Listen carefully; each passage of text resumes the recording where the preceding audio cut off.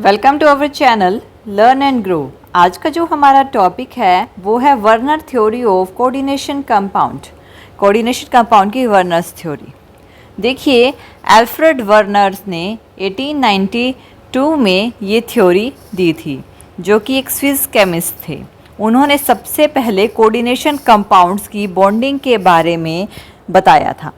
उन्होंने इसमें क्या ऑब्ज़र्व किया था? उन्होंने ऑब्ज़र्व किया कि जो कॉम्प्लेक्स प्रोडक्ट बनते हैं, बहुत सारे कॉम्प्लेक्स प्रोडक्ट उन्होंने बनाए जो कि कोबाल्ट, क्लोराइड और एमोनिया के बीच में थे।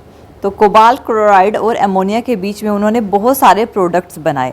एग्जाम्पल COCl3 6NH3 जिसका कलर येलो था।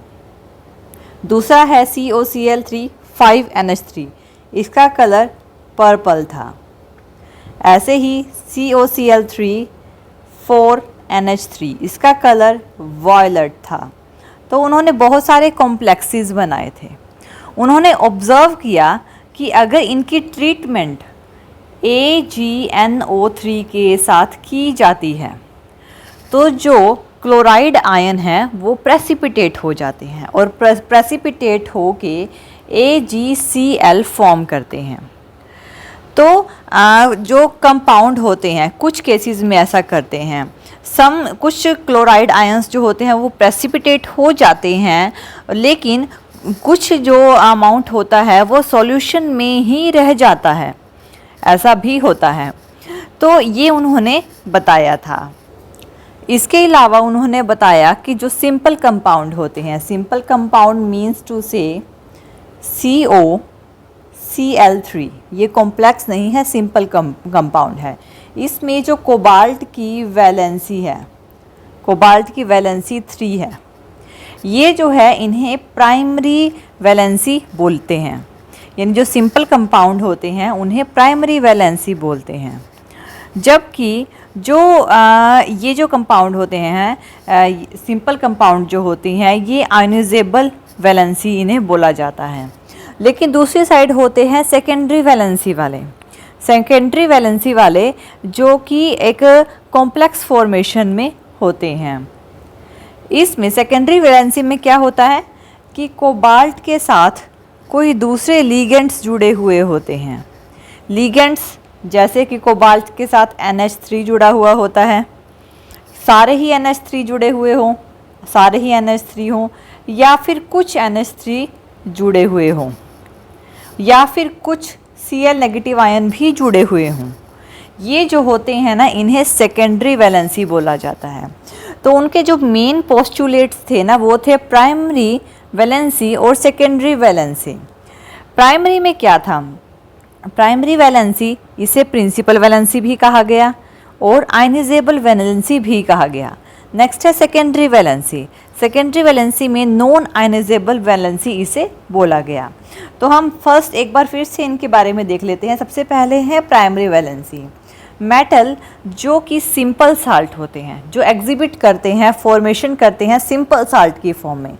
सिंपल जैसे कि PTCl4, COCl3, CuSO4, AgCl, ये सिंपल है, ठीक है ना। इसमें Pt की जो वैलेंसी है वो 4 है, CO कोबाल्ट की वैलेंसी जो है वो 3 है, CuSO4 में कॉपर की जो वैलेंसी है वो 2 है और Ag की जो वैलेंसी है वो 1 है। तो ये सिंपल है, कोई कॉम्प्लेक्स नहीं है। जो प्राइमरी वैलेंसी होती है उसे रेफ़र किया जाता है एज अ ऑक्सीडेशन स्टेट। आजकल इन्हें इस तरह से रेफ़र किया जाता है। इसके अलावा दूसरी होती है हमारी सेकेंडरी वैलेंसी, जिसे कि नॉन आयनाइजेबल वैलेंसी भी कहा जाता है। देखिए, अब हम बात कर रहे हैं सेकेंडरी वैलेंसी के बारे में। सेकेंडरी वैलेंसी क्या होती है? सेकेंडरी वैलेंसी जिसमें जो मेटल एटम होता है ना, वो अपने साथ मेटल एटम या फिर कहें कैटायन, ये क्या होते हैं? एग्जिबिट होते हैं किसी न्यूट्रल मॉलिक्यूल के साथ या फिर किसी नेगेटिव ग्रुप के साथ। नेगेटिव ग्रुप क्या है? इसमें लिगेंड्स हैं। लिगेंड्स क्या होते हैं? NH3 न्यूट्रल हो या कोई जो सेंटर मेटल के साथ जुड़ा हुआ होता है, और ये जो मिलके एक कॉम्प्लेक्स फॉर्मेशन बनाते हैं। Complex formation, for example CO NH3 6 यानी कि 6 NH3 सेंटर CO के साथ अटैच है। Cl3 इसमें ये जो है सेकेंडरी वैलेंसी है, यानी कि इसमें CO3 पॉजिटिव है और इसकी जो वैलेंसी है ना वो 6 है। ऐसे ही दूसरा एग्जाम्पल Cu NH3 4SO4, इसमें Cu 2 पॉजिटिव है और इसकी जो वैलेंसी है वो 4 है। ये तो होती है, ये कॉम्प्लेक्स है, सिंपल नहीं है, ये है कॉम्प्लेक्स, तो इन्हें बोलते हैं हम secondary valency.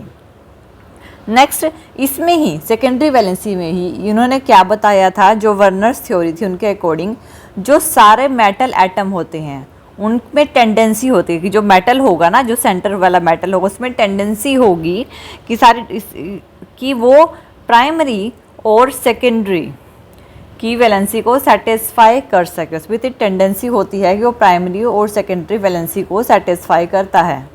Primary valency satisfy होती है नेगेटिव आयंस के साथ और सेकेंडरी वैलेंसी सेटिस्फाई होती है नेगेटिव आयन या फिर किसी न्यूट्रल मॉलिक्यूल्स यानी कि लिगेंड्स के थ्रू सेटिस्फाई होती है।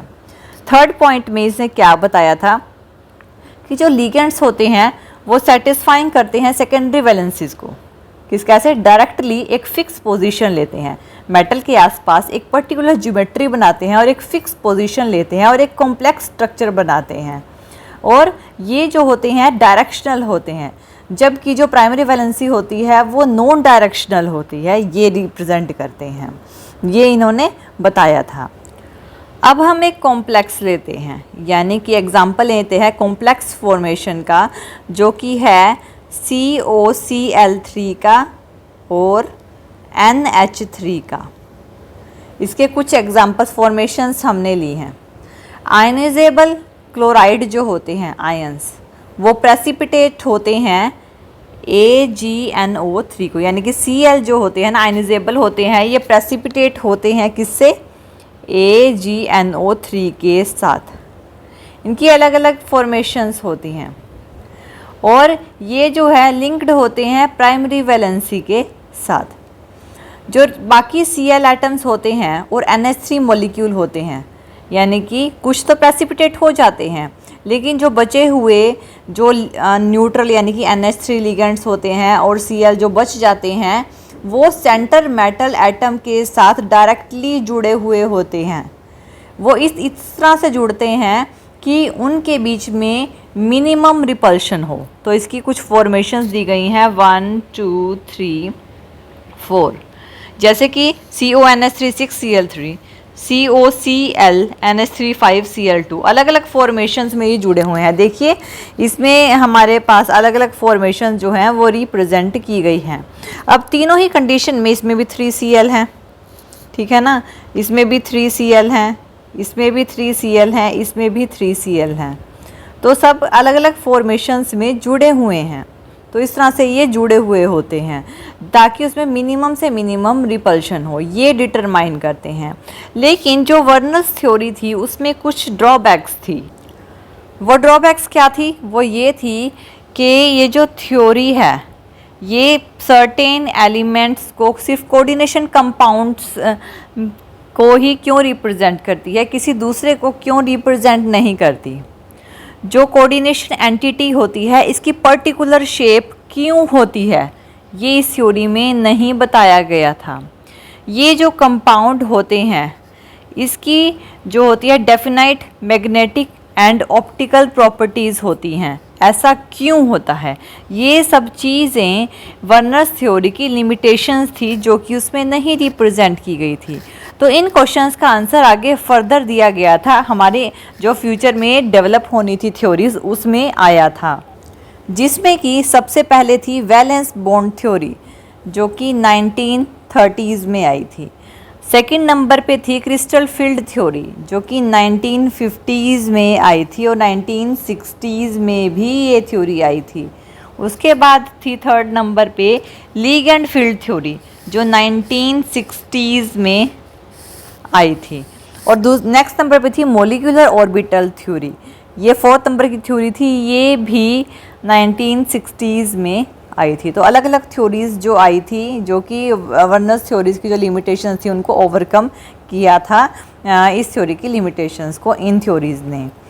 Thank you for watching this video. और ज़्यादा अपडेटिंग वीडियोज़ के लिए आप हमारे चैनल लर्न एंड ग्रो पे हमें सब्सक्राइब कर सकते हैं।